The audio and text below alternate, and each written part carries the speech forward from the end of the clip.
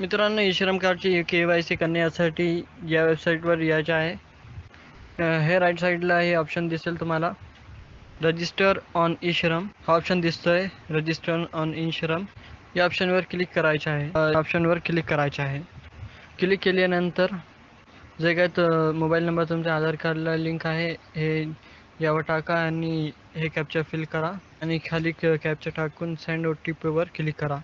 Send OTPवर click केल्यानंतर हे आधार कार्डचा ऑप्शन नंबर यावर टाकायचे आहे आणि OTPवर क्लिक करून तुम्ही KYC करू शकता.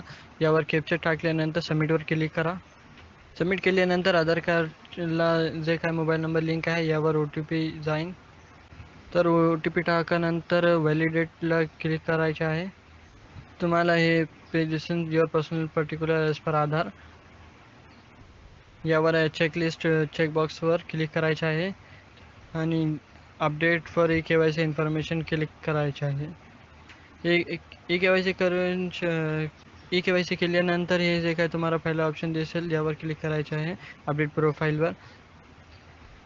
यावर तुम्ही जे काही इन्फॉर्मेशन मला अपडेट करायची आहे तुम्ही अपडेट करू शकता. तुम्ही बँक अकाउंट डिटेल्ससुद्धा अपडेट करू शकता. केल्यानंतर तुम्हाला